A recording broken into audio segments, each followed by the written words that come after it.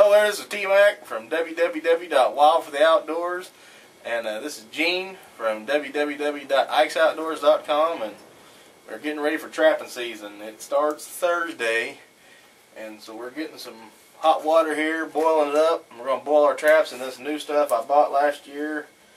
It's a Murray's logwood dye. We haven't used it yet. We used a different kind of dye last year, but we're going to try this out. It just takes one package for 4 gallons of water, and you dump it in there, stir it up, let it come to a simmer, and dip your traps in it. We're going to get started.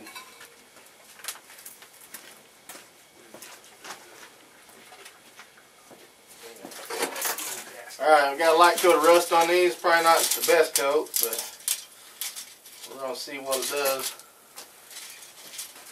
It says to let them sit in there for about 5 minutes. Using a wire to put them all in there so that you don't have to fish for them. But we're going to let that cook about 5 minutes, and then we'll check it out and see how they look. Alright, it's been about 5 minutes. And pull these out of here. Set them over here and let them dry out.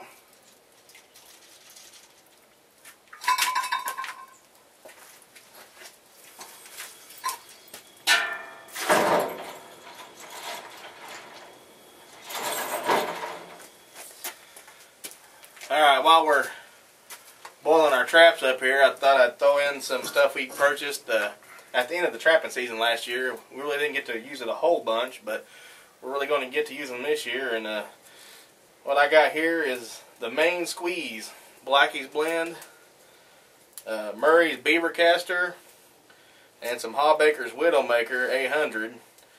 And this can all be purchased at murrayslures.com. They got great prices. I think it's the best prices we've found as far as we've looked. It's been the best one any place I've found. It's been the cheapest. And he's got some stuff here that he got also. I got a little, it's Murray's Predator Getter. It takes about 10-15 drops. Good for bobcat, coyote, and fox. Then I got some 3-meat combo.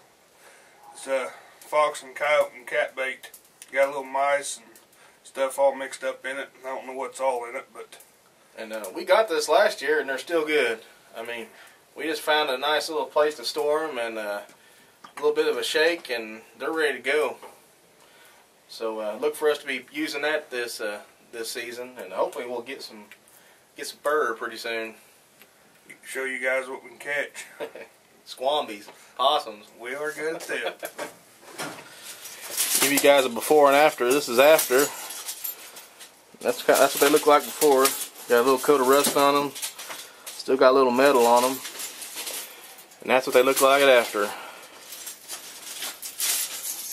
It seems like as they dry, they just get darker.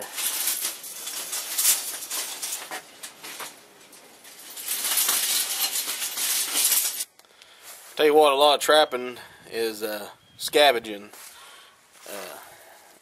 This is that doe I shot the other day during gun season. I just left the carcass hanging, and I'm going to use this for my coyote trapping this year.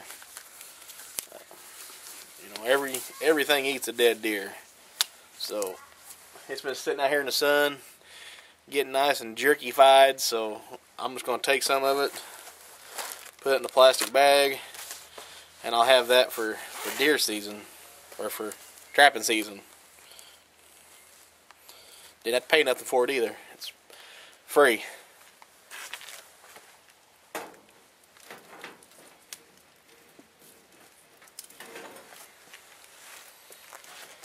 I'll take these chunks of meat and cut them up into little bite-sized strips.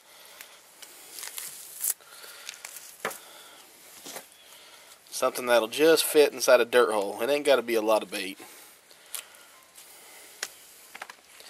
Just enough to put out that smell. I am working with some rancid meat. You know, it's got a little smell to it. It's been out here a while. So I am wearing rubber gloves. you don't want to. You want to have different gloves for what you're doing when you're trapping.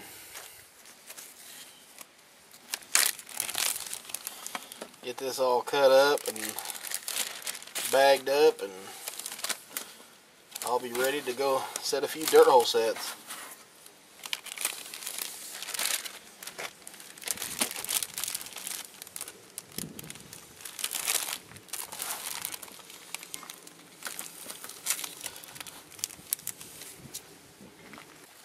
Well, as you can see here, I got a deer carcass here.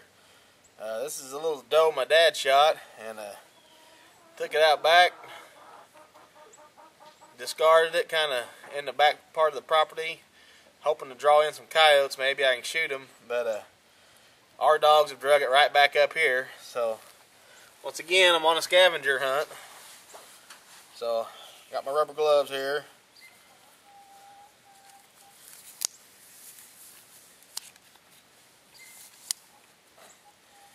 And I'm going to take some of this white fur. Now, if this was laying out in the woods somewhere, it's common to come across carcasses out in the woods. I mean, I've done it many a time.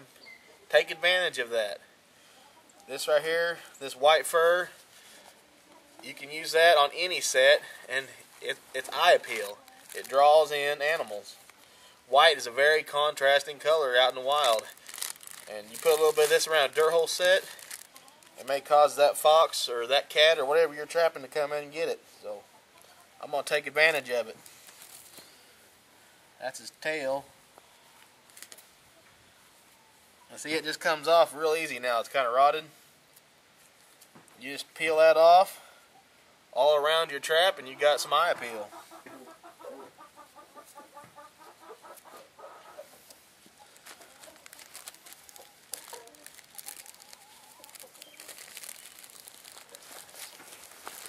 This is a good find right here. What we have here is some coyote scat, and I can tell it's coyote scat because of all the seeds and stuff in it. Persimmon seeds. Coyotes, they'll eat persimmons. You know, the coyote is probably the best example of survival that there is out there. These guys, they can survive anywhere and survive well. They can adapt to almost any conditions. They're probably in I mean, I don't know for sure, but I can't think of a single state that doesn't have coyotes. They can adapt and overcome, and they can eat meat, or they can eat, you know, seeds, fruit. This is persimmon seeds. You know, they will survive, and I come across this, and I'm going to take it. You can use these at your sets. This might be that one thing that lets that coyote know, okay, it's safe to come in here, or, you know, I want to go check this out. Coyotes are very curious. This is how they mark territory sometimes.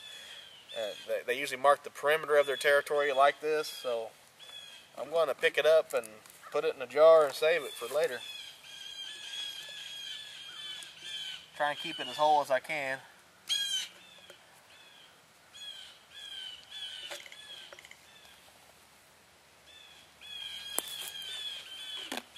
That right there, you know, I'll use that on my coyote set somewhere, and I'll show that later on how I'll do it.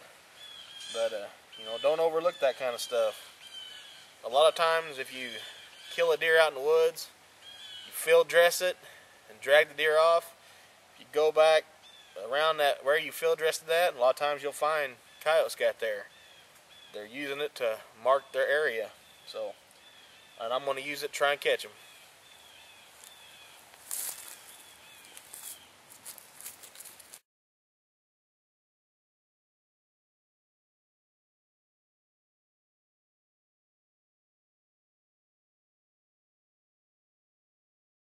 Special thanks to www.ikesoutdoors.com, your go-to for product and bow reviews.